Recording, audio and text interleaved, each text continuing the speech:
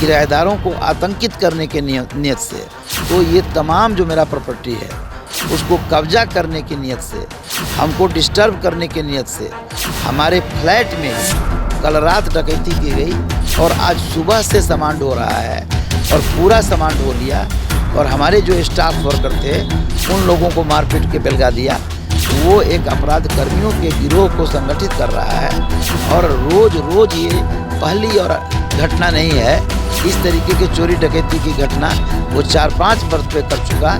इस बार तो खुल्ला डकैती है, 5 दरवाज़ा तोड़ा हुआ है और मेरे स्टाफ के सामने से वो तमाम सामान ढो के ले गया और पुलिस प्रशासन समय पर पहुंची, इसलिए आधा सामान ले गया।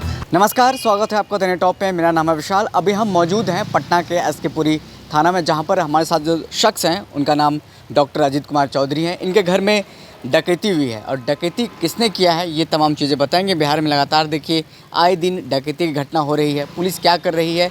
पुलिस प्रशासन का कहना है कि लगातार हम चौकस हैं और इस बात को लेकर के बिहार के जो मुख्यमंत्री हैं वो भी लगातार देख रहे हैं, निगरानी कर रहे हैं कि बिहार में जो अपराध बढ़ रहा है किस लिए बढ़ रहा है और कौन कर रहा है। तो ऐसे में देखिए आए दिन इस तरह की घटनाएं बढ़ रही है। क्या कुछ हुआ आपके साथ, पूरा मामला बताइए। जी, हम दरभंगा मेडिकल कॉलेज में लंबा काम किए हैं और हम पैथोलॉजी विभाग में वहाँ 13 वर्ष विभागाध्यक्ष थे और ये हमारा घर जो है रोहतास ज़िला में है और मेरी शादी राजापुर गांव जो पटना शहर में है वहाँ मेरी शादी हुई और मेरी पत्नी 4 बहनें हैं और उस हिसाब से मेरे सास और ससुर जी के निधन के बाद 2000 ईस्वी में ही आपसी सहमति से पूर्ण सौहार्द में बंटवारा हो गया और उसके आधार पर हम लोग अपने अपने प्रॉपर्टी पर काबिज थे।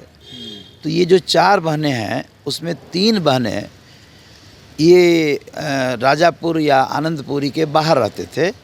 जो सबसे बड़ी बहन थी वो पति पत्नी बख्तियारपुर में डॉक्टर ज्ञानेंद्र कुमार जी काम करते थे और जो उनसे छोटे वाले हमारे साढ़ू जी थे जो अब रहे नहीं, सोमेश जी, वो इंजीनियरिंग पास करने के बाद यूपी सर्विस में थे और वहाँ लंबा काम किए, सुपरिटेंडिंग इंजीनियर बन के रिटायर किए। और जो तीसरे थे वो हम थे और हम दरभंगा मेडिकल कॉलेज में पैथोलॉजी विभाग के विभागाध्यक्ष के पद से हम रिटायर किए और अभी भी हम मधुबनी मेडिकल कॉलेज में कार्यरत हैं। डॉक्टर साहब ये बताइए कि अभी पटना में कहाँ पर आपके साथ डकैती हुई है और क्या कुछ घटनाएं देखने को मिली? 24 नंबर आनंदपुरी में 4 बहनों को बंटवारा से जो धन मिला उस पर वो लोग काबिज हैं और नंबर 1 और नंबर 3 को लगातार डिस्टर्ब किया जा रहा है नंबर 4 के द्वारा। तो मेरी वाइफ का नाम संध्या है और उनके नाम पर जो हमको भूखंड मिला था उस पर हमने संध्या श्री ए और संध्या श्री बी हमने निर्मित किया और शांति देवी जो मेरे सास जी का नाम है उनके द्वारा बनाए गए मकान में भी हमारा एक फ्लैट था। तो ये तमाम जो मेरा प्रॉपर्टी है उसको कब्जा करने की नियत से, किराएदारों को आतंकित करने के नियत से, हमको डिस्टर्ब करने के नियत से हमारे फ्लैट में ही कल रात डकैती की गई और पुलिस प्रशासन समय पर पहुंची, इसलिए आधा सामान ले गया और आज सुबह से सामान ढो रहा है और पूरा सामान ढो लिया और हमारे जो स्टाफ वर्कर थे उन लोगों को मारपीट के बेलगा दिया और इस तरीके से वो एक अपराध कर्मियों के गिरोह को संगठित कर रहा है और रोज रोज ये पहली और घटना नहीं है। इस तरीके के चोरी डकैती की घटना वो 4-5 वर्ष पे कर चुका। इस बार तो खुल्ला डकैती है। कल जो है 6 बजे शाम को घटना घटी और आज सुबह की घटना वो 11-12 बजे अपना काम शुरू किया।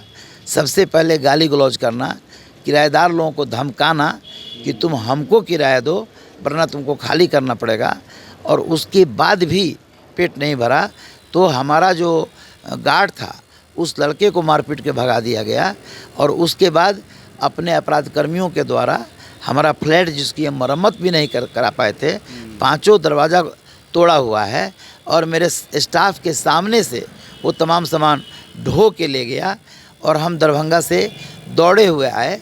स्पाइनल सर्जरी मेरा मात्र 1.5 महीना पहले ख़त्म हुआ था और टाँका कटे हुए मात्र 15 दिन हुआ था। फिर भी हमको FIR दर्ज करने के लिए दरभंगा से पटना आना पड़ा और आज रात में हम कहाँ सोएंगे इसका भी उपाय नहीं है। तो इस तरीके से जो पूरी परिस्थिति मेरी है कि एक 70 वर्ष का व्यक्ति जिसको हाल में बड़ा सर्जरी हुआ, आज अपराध कर्मी के द्वारा नोन है, ये नहीं है कि अननोन क्रिमिनल है, वो नोन है। वो आपके साड़ू भाई हैं? वो मेरे साड़ू हैं, वो मेरे स्टूडेंट रहे हैं। अच्छा। वो दरभंगा से MBBS MD किए हैं। उनका नाम डॉक्टर अभय कुमार सिन्हा है, उनकी पत्नी का नाम नीतू सिन्हा है, उनका नौकर है देव कुमार। कोई दुश्मनी के कारण इस तरह से कर कुछ रहे हैं? नहीं, कुछ नहीं, कुछ नहीं। हम तुमको यहाँ नहीं रहने देंगे, हम यहाँ के दादा हैं।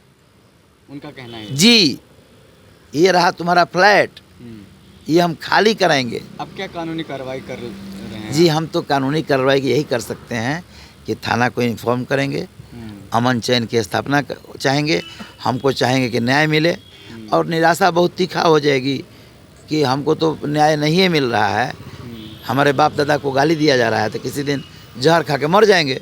अगर बर्दाश्त नहीं कर पाएंगे तो ज़िंदगी में लोग सुसाइड करता है, और कभी कभी वैसा ही दूसरा काम करता है, दोनों का अर्थ एक ही है।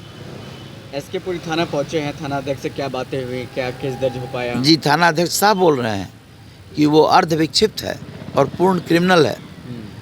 कानून में कैसे हम लोग क्या करेंगे, ये हमारे सामने भी बाधाएं हैं, लेकिन साफ साफ वो अपराध कर्मी हैं और साफ साफ उनके कारदानी को कोई सही कह ही नहीं सकता।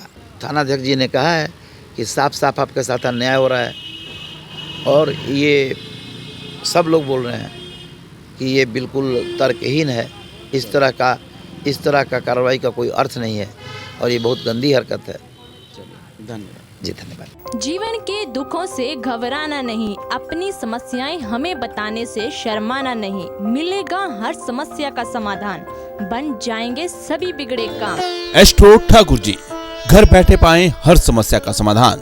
Mobile number 8652114334। भी फोन लगाएं, समाधान पाएं। चाहे रूठे प्रेमी को मनाना हो या फिर लव मैरिज के लिए माता पिता को मनाना हो, नौकरी कारोबार की परेशानी या फिर रुका हुआ प्रमोशन, विदेश यात्रा या वीजा में परेशानी, घर में क्लेश, सास बहू या पति पत्नी में झगड़े, अपनी सोई हुई किस्मत को जगाएं, भाग्य को चमकाएं, तो अभी फोन लगाएं। एस्ट्रो ठाकुर जी, घर बैठे पाएं हर समस्या का समाधान। Mobile number 8652114334।